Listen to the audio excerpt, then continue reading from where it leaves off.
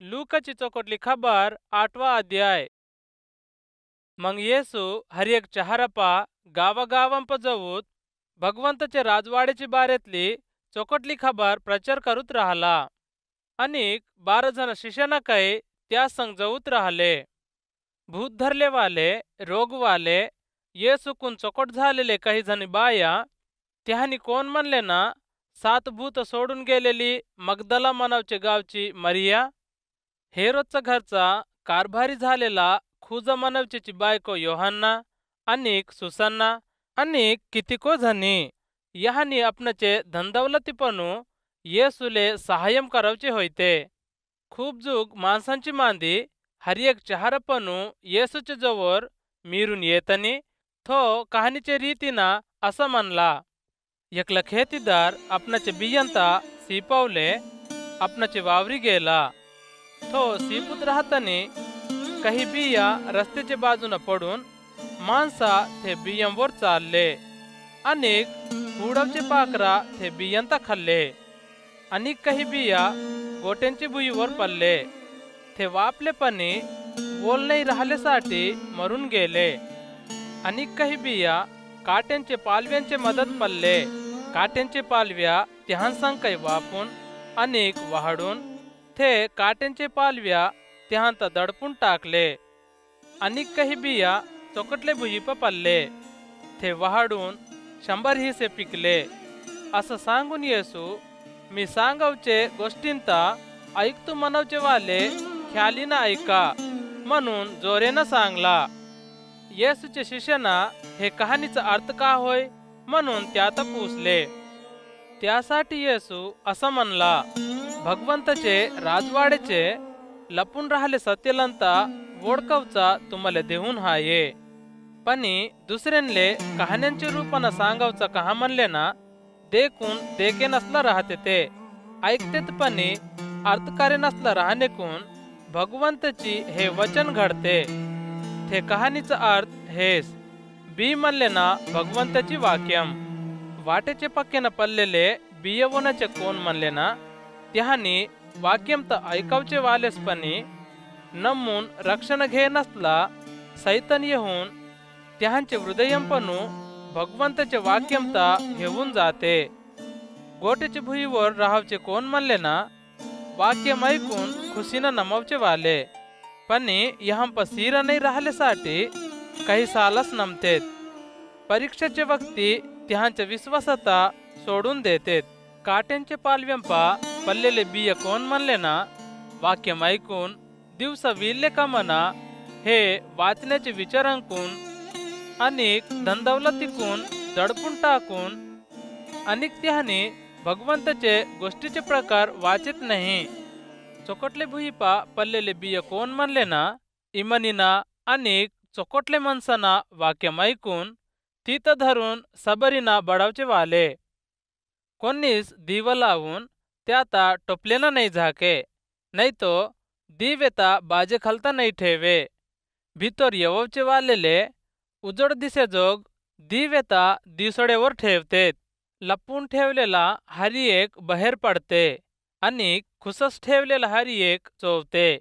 म्हणून तुम्ही हुशारीनं ऐका. कहा म्हणले ना राहिले वालेले देते नाही राहिले वालेपणू त्याले हाय म्हणून मनवचे तकै काढून टाकते. येसू तर देखावसाठी त्याची माय आणि त्याचे भाऊ न आले. माणसांचं भीड राहिल्यासाठी येसूचे जवळ जवळ नाही सकले. तेव्हा कोण त्याले असं सांगले तुझी माय आणि तुझे भाऊ ना तू तर देखाव म्हणून बाहेर उभं होऊन हायते.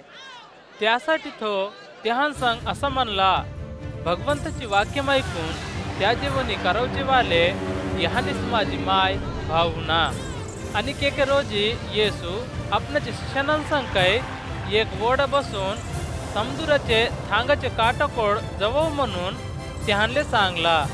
त्याहानी ते ओढेता समुद्राप ढगलून निघले. त्याहानी ओढेवर जाऊत राहतानी येसू झोपून गेला. तितकेत समुद्रापा खूप मोठा तुफान आला. त्याहानी राहावचा ओढा पाण्यानं भरूत हाये. त्याहानी गंडामप गुतले. म्हणून येसूच्या जवळ येऊन त्यात उठवून, प्रभुवा प्रभुवा, आम्ही नाश होत हवू म्हणून उठुले. येसू उठून वारेता पाण्याचे हेलवेंत डटुलेवर थे उभं झाला. समदा चिडीचा पुढ नसला झाला. तव तो तुमचा विश्वास कोठी हाय म्हणून त्याहांता म्हणला. तो त्याहानी भिवूत कितीको अवचित होऊत हो वारेलेनी पानेले आज्ञा देलेवर थे उभं झाले. हो कोण होये म्हणून एकाले एक सांगले. त्याहानी वडेत चालवूत गलिलेयाचे पुढं राहावचे गेरसेन म्हणावचे प्रांतात पुरले. येसू थे डरडिपा उतुरलेवर थे गावचा एकला त्याचे पुढनू आला. थो भूत धरलेला वाला होय. थो कितीको सालंपनू कपडेले ये नसला मसुट्यांपस राहनापणे घरी नाही राहना. थो येसू तर देखून बोंबलून त्याचे पुढं उबडं पडून, येसू समदेंदून मोठे भगवंतचे लेकरा, माझकून तुले काय काम, माझा गोसा नको करू म्हणून तू तर पायपोटी करताव म्हणून बोंबलून सांगला. कहा म्हणले ना येसू, ते माणसात सोडून बाहेर ये म्हणून ते भूताले आज्ञा देला. ते कितीको बार त्यात धरूत आला म्हणून त्याता बेड्या टाकून पायांता सकल्यंकून बांधून राखले न कैपणे थो बांधंत तोडलेवर ते भूत त्याता रानात धरून गेला.